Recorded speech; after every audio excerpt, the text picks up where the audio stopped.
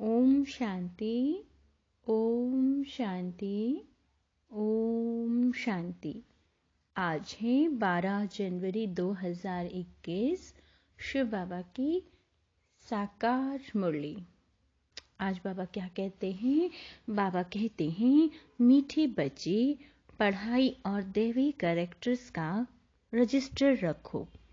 रोज check करो कि हमसे कोई भूल तो नहीं हुई है। प्रश्न: तुम बच्चे किस पुरुषार्थ से राजाई का तिलक प्राप्त करते हो? उत्तर है, सदा आज्ञाकारी रहने का पुरुषार्थ करो। संगम पर फरमानदार का टीका दो तो राजाई का तिलक मिल जाएगा। यानी कि बाबा कहते हैं, हर बात जो बाबा श्रीमत देते हैं हमेशा हाँ जी का पाठ याद रखो, तो क्या होगा? राजाई का तिलक मिल जाएगा। बेवफादार अर्थात आज्ञा को ना मानने वाले, आज्ञा यानी श्रीमत, आज्ञा को ना मानने वाले राजाई का तिलक नहीं प्राप्त कर सकते। कोई भी बीमारी सर्जन से छिपाओ नहीं तो क्या होगा? पद कम हो जाएगा। बाप जैसा प्यार का सागर बनो तो राजाई का तिलक मिल जाएगा। ओम शांति। रूहानी बाप रूहानी बच्चों को समझा रही हैं। पढ़ाई माना समझ। तुम बच्चे समझते हो यह पढ़ाई बहुत सहज और बहुत ऊंची है और बहुत उच्च पद देने वाली है। यह सिर्फ तुम बच्चे ही जानते हो कि यह पढ़ाई हम विश्व का मालिक बनने के लिए पढ़ रहे हैं। तो पढ़ने वालों को कितनी खुशी होनी चाहिए? बहुत खुशी। कितनी ऊंची पढ़ाई है। बाबा कहते हैं, यह वही गीता एपिसोड भी है, संगम युग भी है। तुम बच्चे अब जागे हो, बाकी सब सोए पड़े हैं।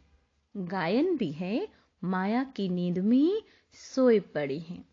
तुमको बाबा ने आकर जगाया है। सिर्फ एक बात समझाते हैं, मीठे बच्चे, याद की यात्रा के बल से तुम सारे विश्व पर राज्य करो, जैसे कल्प पहले किया था। यह स्मृति बाप दिलाते हैं। बच्चे भी समझते हैं, हमें स्मृति आई है। कलप कलप हम इस योग बल से विश्व का मालिक बनते हैं और फिर दैवी गुण धारण करते हैं। योग पर ही पूरा ध्यान देना है। इस योग बल से तुम बच्चों में ऑटोमेटिकली दैवी गुण आ जाते हैं। और बरोबर यह इम्तिहान है ही मनुष्य से देवता बनने का। तुम यहाँ आए हो योग बल से मनुष्य से देवता बनने के लिए, और यह भी जानते हो कि हमारे योग बल से सारा विश्व पवित्र होना है। पवित्र था, अब अपवित्र बना है। सारे चक्र के राज को तुम बच्चों ने समझा है और दिल में भी है। भल कोई नया हो तो भी यह बातें बहुत सहज हैं समझाने की। तुम देवता पूज्य थे, फिर पुजारी तमो प्रधान बने और कोई ऐसे भी बतला न सके। बाप क्लियर बताते हैं, वह है भक्ति मार्ग, यह है ज्ञान मार्ग। भक्ति पास्ट हो गई, पास्ट की बात चितवो नहीं। मतलब जो भक्ति की है उससे अब रिमाइंड नहीं करो, उसे याद नहीं करो, अब चितवो नहीं, वो तो गिरने की बात है। बाप अब चढ़ने की बातें सुना रहे हैं। बच्चे भी जानते हैं हमको दैवी गुण धारण करने हैं। रोज चार्ट लिखना चाहिए। क्या काम दिया है अभी बाबा ने? बाबा ने कहा बच्चे आज्ञाकारी बनो, और क्या कहा है? चार्ट लिखने को कहा है। हम कितना समय याद में रहते हैं। चार्ट में क्या लिखना है कि हम कितना समय याद में रहते हैं और हमसे क्या क्या भूलें हुई। हमारे मन में किसी के प्रति कोई नेगेटिव थॉट्स तो नहीं आए, कोई व्यर्थ थॉट तो नहीं आए, है ना? तो बाबा कहते हैं उसमें यह भी लिखना है कि हमसे कोई भूल तो नहीं हुई। भूल की भारी चोट भी लगती है। उस पढ़ाई में भी करेक्टर देखे जाते हैं, इसमें भी करेक्टर देखा जाता है। बाप तो हमारे कल्याण के लिए ही कहते हैं, उसमें भी रजिस्टर रखते हैं, पढ़ाई का और करेक्टर का। यहाँ भी बच्चों का दैवी करेक्टर बनाना है। भूल ना हो यह संभाल करनी है। मेरे से कोई भूल तो नहीं हुई है, इसलिए कचहरी भी करते हैं। अपने आप से आत्मा पूछे कि आज मैंने कोई गलती तो नहीं की है। और कोई स्कूल आदि में कचहरी नहीं होती। अपने दिल से पूछना है। बाप ने समझाया है, माया के कारण कुछ न कुछ अवज्ञाएं होती रहती हैं। शुरू में कचहरी भी होती है। बच्चे सच बताते थे, बाप समझाते रहते थे। भाई अगर बच्चों बताएंगे कि बाबा ये बात है, ये कमजोरी है, तो बाबा उसका उपाय भी बताएंगे ना। अगर बच्चे बताएंगे ही नहीं तो बाबा क्या उसका उपाय बताएंगे कि बच्चे ये करो वो करो। चलो, तो बाबा आगे क्या कहते हैं, बच्चे सच बताते थे, बाप समझाते रहते थे। अगर सच ना बताया तो वह भूले वृद्धि को पाती रहेंगी, उल्टा और भूल का दंड मिल जाता है। भैया आप गलती करेंगे तो फिर हमारा तो खाता वैसा बन गया ना, नेगेटिव। भूल ना बताने से फिर क्या हो गए, ना फरमानदार का टीका लग जाता है। फिर राजाई का तिलक मिल न सके। आज्ञा नहीं मानते, बेवफादार बनते हैं तो राजाई पा नहीं सकते। सर्जन भिन्न भिन्न प्रकार से समझाते रहते हैं। सर्जन से अगर बीमारी छिपाएंगे, क्रोध आ रहा है, ईर्ष्या है, किसी के प्रति अहंकार आ रहा है, अगर हम बाबा को बताएंगे ही नहीं तो फिर बाबा उसका सॉल्यूशन कैसे बताएंगे, है ना। तो सर्जन को तो बताना चाहिए। सर्जन भिन्न भिन्न प्रकार से समझाते रहते हैं। सर्जन से अगर बीमारी छिपाएंगे तो क्या होगा, पद भी कम हो जाएगा। सर्जन को बताने से कोई मार तो नहीं पड़ती है। बाप सिर्फ कहेंगे सावधान। फिर अगर ऐसी भूल करेंगे तो नुकसान को पाएंगे, पद बहुत कम हो जाएगा। वहां तो नेचुरल देवी चलन होगी, यहाँ पुरुषार्थ करना है। घड़ी घड़ी फेल नहीं होना है। बाप कहते हैं बच्ची जायज़ी भूल ना करो। बाप बहुत प्यार का सागर है, बच्चों को भी बनना है, तथा बाप तथा बच्चे तथा राजा रानी तथा प्रजा। बाबा तो राजा है नहीं, वह तुम जानते हो। बाबा हमको अब समान बनाते हैं। बाप की जो महिमा करते हैं वह तुम्हारी भी होनी चाहिए। बाबा समान बनाना। माया बड़ी प्रबल है, तुमको रजिस्टर नहीं रखने देती। माया के फंदे में तो पूरे फंसे हुए हो। माया की जेल से तुम निकल नहीं सकते हो, सच बताते नहीं हो। तो बाप कहते हैं एक्यूरेट याद का चार्ट रखो। सुबह को उठ बाबा को याद करो, बाप की महिमा करो। देखो बाबा ने क्या क्या बोला है ना, सुबह उठो, चार्ट भी लिखो और सुबह उठ के अमृत वेले बाबा की महिमा करो। बाबा आप हमको विश्व का मालिक बनाते हो, तो हम आपकी महिमा करेंगे। भक्ति मार्ग में कितनी महिमा गाते हैं, उनको तो कुछ भी पता नहीं। देवताओं की महिमा है नहीं, महिमा है तुम ब्राह्मणों की। सबको सदगति देने वाला भी एक बाप है, वह करेक्टर भी है, क्रिएटर, करेक्टर नहीं क्रिएटर। वह क्रिएटर भी है, डायरेक्टर भी है, सर्विस भी करते हैं और बच्चों को समझाते भी हैं। प्रैक्टिकल में कहते हैं वो तो सिर्फ भगवानुवाच्य सुनते रहते हैं शास्त्रों से। गीता पढ़ने आते हैं, फिर उनसे मिलता क्या है, कितना प्रेम से बैठ पढ़ते हैं, भक्ति करते हैं, पता नहीं पड़ता कि इनसे क्या होगा। यह नहीं जानते कि हम नीचे ही सीढ़ी उतरते आए हैं। दिन प्रतिदिन तमो प्रधान बनना ही है। जातमाएं भक्ति कर रही हैं। ड्रामा में नोंद ही ऐसी है। इस सीढ़ी का राज सिवाय बाप के कोई समझा न सके। शिव बाबा ही ब्रह्मा द्वारा समझाते हैं। यह भी इनसे समझकर फिर तुमको समझाते हैं। मूल बड़ा टीचर, बड़ा सर्जन तो बाप ही है। उनको ही याद करना है। ऐसे नहीं, बाबा कहते हैं, ऐसे नहीं कि ब्राह्मणी को याद करो। याद तो एक को एक की रखनी है। कभी भी किसी के साथ मोह नहीं रखना। एक बाप से ही शिक्षा लेनी है। निर्मोही भी बनना है, बाबा कहते हैं।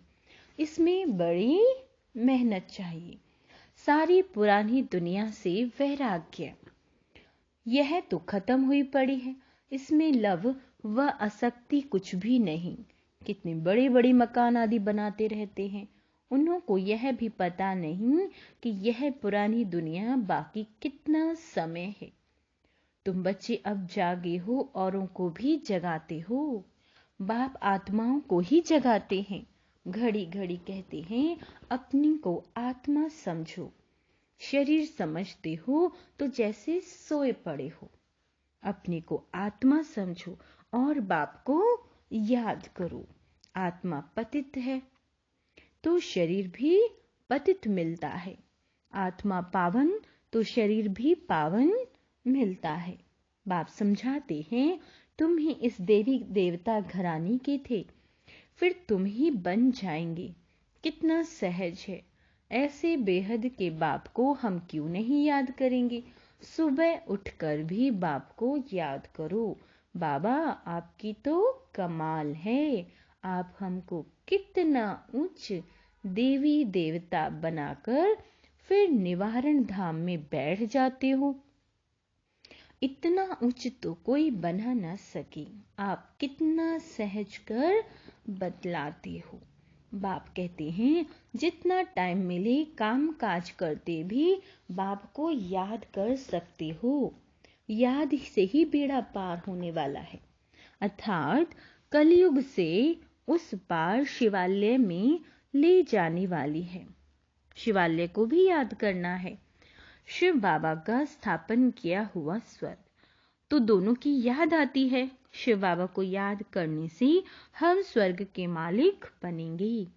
यह पढ़ाई है ही नई दुनिया के लिए। बाप भी नई दुनिया स्थापन करने आते हैं। जरूर बाप आकर कोई तो कर्तव्य करेंगे ना। तुम देखते भी हो, यह मैं पार्ट बजा रहा हूँ ड्रामा के प्लान अनुसार। तुम बच्चों को 5000 वर्ष पहले वाली याद की यात्रा और आदि मध्य अंत का राज बताता हूँ। तुम जानते हो, हर 5000 वर्ष के बाद बाबा हमारे सम्मुख आता है। आत्मा ही बोलती है, शरीर नहीं बोलेगा। बाप बच्चों को शिक्षा देते हैं। आत्मा को प्योर बनाना है। आत्मा को एक बार ही प्योर होना होता है। बाबा कहते, मैंने अनेक बार तुमको पढ़ाया, फिर भी पढ़ाऊंगा। ऐसे कोई सन्यासी कह ना सके। बाप ही कहते हैं, बच्चे मैं ड्रामा के प्लान अनुसार पढ़ाने आया हूँ। फिर 5000 वर्ष के बाद ऐसे ही आकर पढ़ाऊंगा। जैसे कल्प पहले तुमको पढ़ाकर राजधानी स्थापन की थी। अनेक बार तुमको पढ़ाकर राजाई स्थापन की है। यह कितनी वंडरफुल बातें बाप समझाते हैं। श्रीमत कितनी श्रेष्ठ है। श्रीमत से ही हम विश्व के मालिक बनते हैं। बाबा कहते हैं, बहुत बहुत बड़ा मर्तबा है।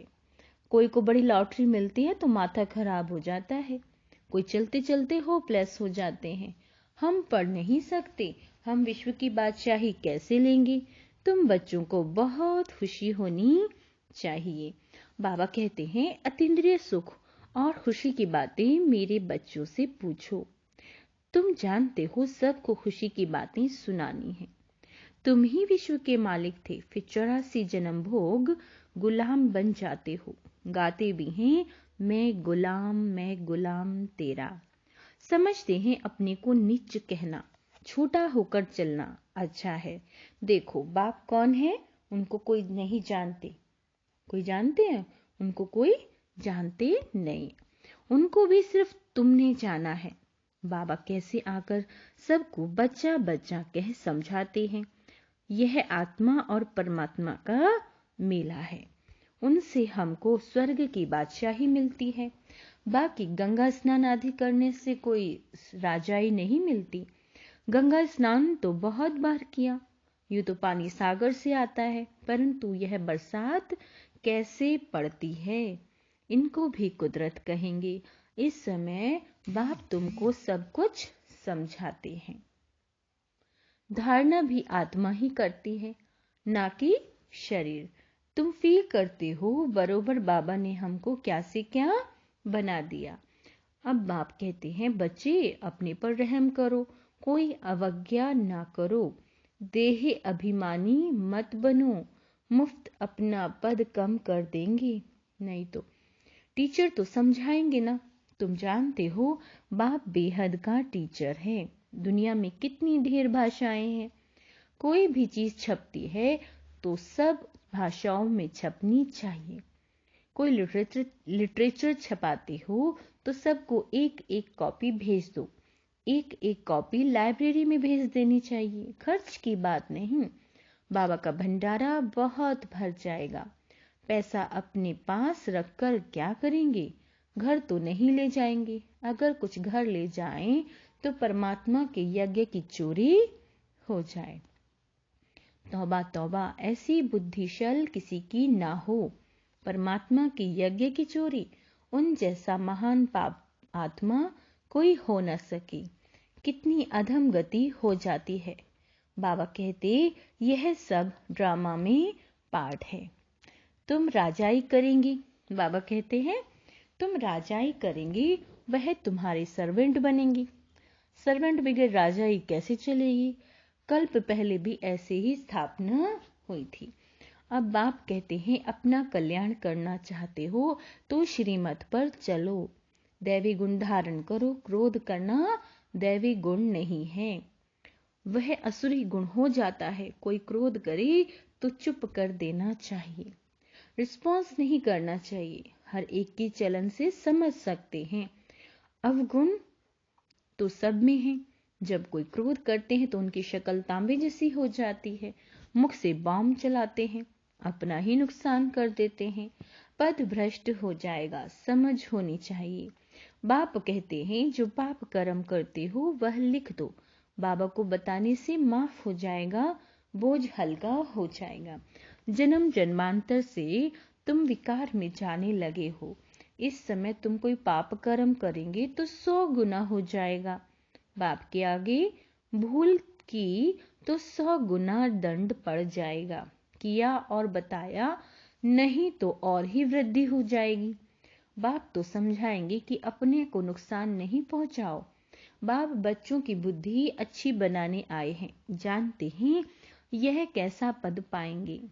वह भी 21 जन्मों की बात है। जो सर्विसेबल बच्चे हैं उनका स्वभाव बहुत मीठा है।